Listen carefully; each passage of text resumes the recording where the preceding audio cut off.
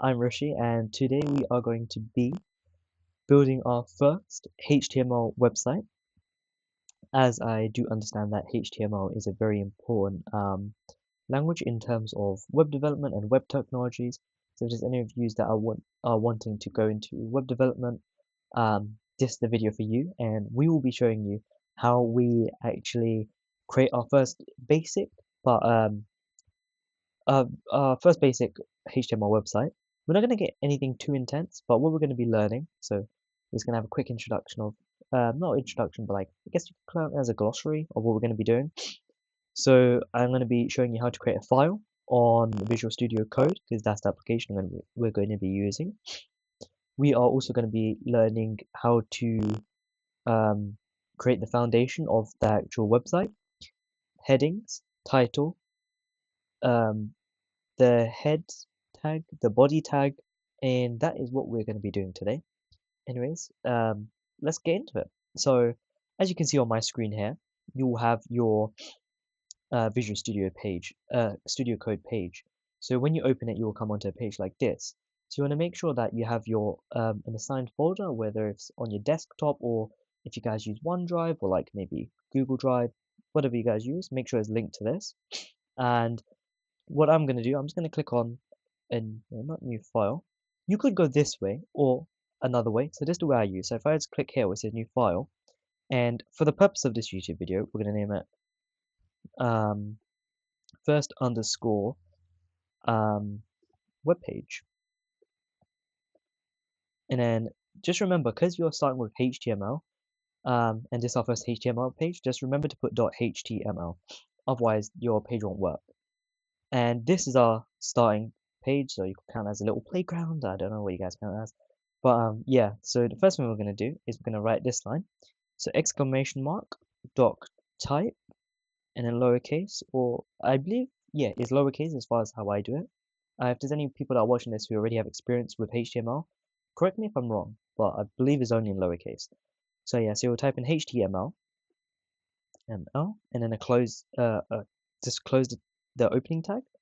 And just underneath, we'll do a closing tag. So closing tags always do have a /HTML, because that's in HTML. That is how the closing tags always are. Whether if you're using divs, block quotes, and stuff like that, which we'll get on in a further into the videos. Yeah, I'll explain that later. Okay, so these two. So our doc type HTML is basically like our building blocks of the web page. So just imagine it as you want to build a house and you need the foundation, right, to ensure the house is stable and stuff. Without the doc type HTML, the house wouldn't be able to build and it would crumble. So that is the essential part of why we need doc type HTML in our HTML web page when building it first. Now, next we're going to move on is you have different sections. So the first section I'm going to talk about is the head section. So just imagine the head section as like your we're going to refer back to this as context of a house. So you would have like your front door, right? Well, we call it a porch. Don't know about you guys, but yeah. And in there, like you'll have, let's say some people put their shoes and stuff. That's all goes into the front of it. You don't want that at the back of your code. So all the the small details, not the key information, just the small details you'll put in the head section. So as you can see, we've got the opening tag and we've got the closing. So in here, what we're going to do, we're going to use titles. Now, what this will do, if you ever use, like, let's say you went onto Amazon's webpage or eBay, or let's say Tesco's webpage. On there, if you were to click on, let's say, search menu, at the top, if you guys do use Google Chrome, there will be a bar that says, let's say, search menu or search items. So that's what we're going to have, and we're going to try and add that into our website because it gives a modern and professional look, which is really good. So we're going to put the closing tags here. Sometimes you don't have to type it, like just how I did. I just put the backward slash or forward slash, I'm not too sure what it's called. But when you just put that in, it automatically types it through for you. So it does save you a bit of time, which is quite convenient. Anyway, so we're going to type in here, my first web page. Nice, simple, and easy. Now, I personally like to create a bit of space, by the way, it's just in my code because I like having it a bit more spaced out, so it makes it look neater for me. Anyway, so what we're going to do, we're going to run it next. So we're going to click on this little button, which is like a play button with the little bug, and it says run and debug. So we're just going to run and debug it, and you guys can use what you want, but for like the running simulation, I prefer using Google Chrome. So I'm just going to use Google Chrome here, and this is our first web page. So as you can see, it's blank, and if I just move this here, this is what this code does. So it says my first web page. Now this will actually is literally from using that line title, which we put in the head, which was really good. Obviously, because it shows that our code does work as well. Next thing we're going to do is we're going to put our body tag. Now, what this tag does, well, I mainly use this to have it as like different sections to make my code look a bit neater. Because if there's any of you that have coding assignments and you have assignment on, let's say, web tech, web development, they do normally look for obviously like these little sections to make your code much neater, and you can get marked down on this. So yeah, so we're gonna have the closing tag for body. Yeah, and just for another context example, if you guys don't understand body tag, this is like having an essential part. So let's say again the house example, where in the house you have your living room, your bathroom, your bedroom. No, yeah, your bedroom's in the main house bit. So that's where all that goes. And all your essential part of code will be in the body.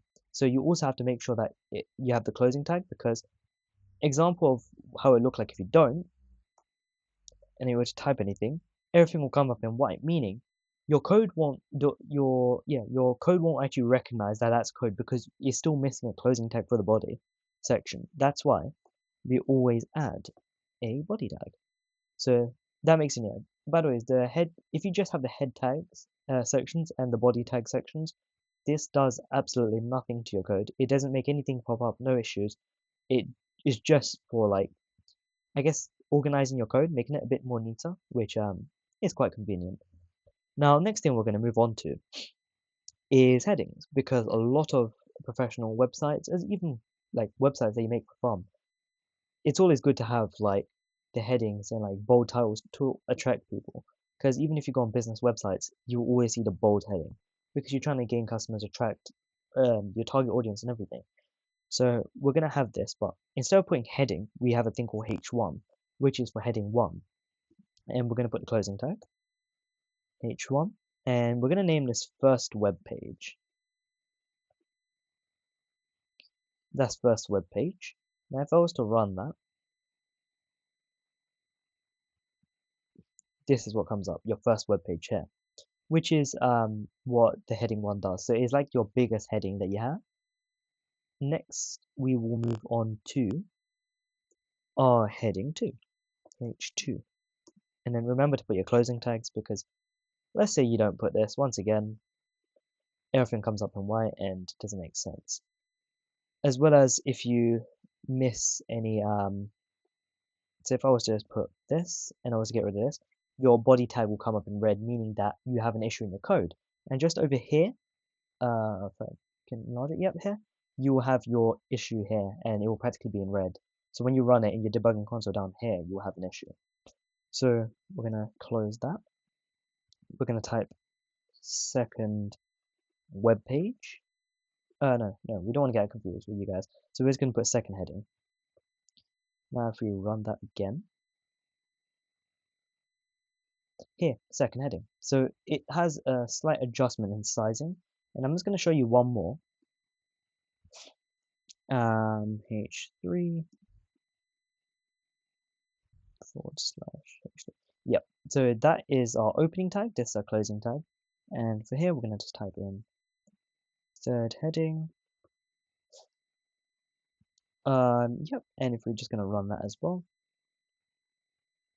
Yep. So we have our first. This is our H1. This is our H2 and H3. So they all do have different heading tags. This does range from like 1 to I believe 6. So you do have different sizings and stuff, and you also do have like a page that you have to use to style this. So what we will normally use is CSS, but we're gonna get to that in the next video, because obviously we're just trying to make a basic website to show you guys. And the next thing I'm going to show you is how to add comments, because comments are a really good thing. I would recommend every person who's trying to make a website or even coding in general to use. So like if you just leave your code and you were to come back to it like next day or next week or month or year, you can look back at it and think, okay, I know what this is because my comment says.